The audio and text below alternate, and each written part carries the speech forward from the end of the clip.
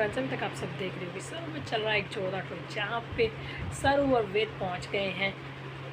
सरू के दादाजी को बचाने। और वहीं पर वो पहुँच भी जाते हैं उस जगह पे जहाँ पे सरू की माँ और सरू के दादाजी को किडनैप करके रख रखा है कामनी ने। वहीं पर जैसे ही सरू की माँ की नज़र पड़ती है सरू के ऊपर, तो वो उसे आवाज़ देने की कोशिश करती है, पर उसके मुंह पर पट्टी बांध रखी है, जिसके वजह से उसके मुंह से आवाज़ नहीं निकल पाती। और वहीं पे वो धीरे धीरे फिर भी बोलने की कोशिश करती है, पर सरू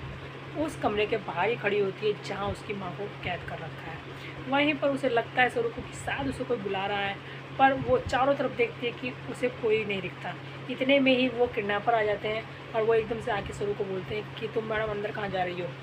तभी वो बोलती है कि मुझे लग रहा था कि मुझे किसी ने आवाज़ दी है। वहीं पे वो बोल देता है कि नहीं, यहाँ कोई नहीं है, तुम्हें शायद गलतफहमी हुई है। वहीं पर दूसरी ओर सब वेद ने जो बहाना बनाया था वहाँ पे थोड़ा छानबीन करने के लिए, वो भी पूरा हो गया और अब वो अपनी गाड़ी लेकर निकल गया वहाँ से। तभी सरूजा देखती है अपनी सरू को और वो बोलती है कि ये मेरी तो सरू ही है, पर ये इतनी बड़ी गाड़ी में और किस लड़के के साथ है और ये कहाँ जा रही है। वहीं पर उसे ये पता ही नहीं कि वो जिस घर में रह रही है तारा बिरला के साथ, उसी का बेटा वेद, जिसको वो इतना पसंद करती है, उसी के साथ सरू को जा रही है गाड़ी में। वहीं पर दूसरी ओर सरू को पता चल चुकी है अब अन्नपूर्णा की पूरी सच्चाई, कि क्यों अन्नपूर्णा जी उससे इतना झूठ बोल रही हैं और क्यों उसे अपने से दूर करने की कोशिश कर रही हैं और क्यों घर से जाने के लिए कह रही हैं। वहीं पर वो जाकर दादी से बात करती है और दादी को समझाती है कि दादी, मुझे पता है कि आप मुझसे ऐसा बिहेव क्यों कर रही हो। वहीं पे दादी को लगता है कि शायद सरू को कुछ ना कुछ पता चल गया है, इसलिए वो आप जान के जो कैमरा कामिनी ने उसकी साड़ी में लगाया था उस पर चाय गिरा देती है और फिर उसे इशारे में बता देती है। वहीं पर सरू इतने में बोल देती है कि सरू की दादी, मुझे पता है कि दादाजी शायद किसी खतरे में है, इसलिए आप मेरे साथ ऐसे बिहेव करिए। वहीं पे उसकी दादी बोलती है हाँ। और इतने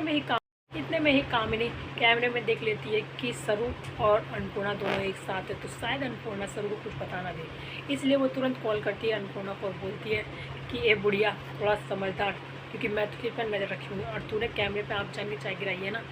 तो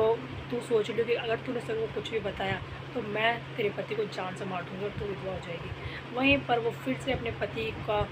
देखकर सरू को कुछ नहीं बताती और चुपचाप सरू को वहाँ से जाने के लिए कह देती है।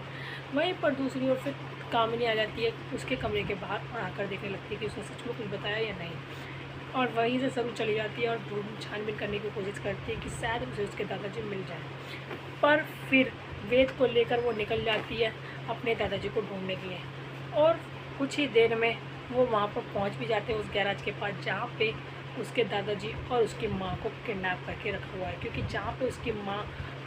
अब उसके दादाजी को छुटाने की कोशिश कर रही थी, वहीं पर गुंडे आते हैं और उल्टा उसे भी पकड़ लेते हैं, दोनों को ही बांध देते हैं, दोनों को एक एक कुर्सियों से। वहीं पर दूसरी ओर अब कामनी भी आने देखने वाली है कि कौन है वो औरत जिसने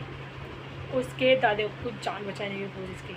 वहीं पर दूसरी ओर सरूजा जैसे जैसे करके वहाँ से भाग जाती है और भागती है, जब वो आगे जाके टकराती है एक आदमी से बाइक पर, तो वो बोलती है कि मुझे थोड़ी देर के लिए आपका फ़ोन चाहिए और वो तुरंत कॉल करती है वेद को और वेद को बताती है कि अनिका के दादाजी को यहाँ पे किडनैप कर रखा है, आकर प्लीज़ वेद साहब बचा लीजिए। तभी वेद वहाँ पर पहुँचता है और बचाता है अनिका के दादाजी को। और जैसे ही वो बचा के लेकर जाने वाला ही होता है अपने साथ, उसी बीच में आ जाते हैं गुंडे, पीछे से वार कर देते हैं वेद के सर पर और वेद वहीं पर बेहोश होकर गिर जाता है। तो क्या वेद और सरू मिलकर बचा लेंगे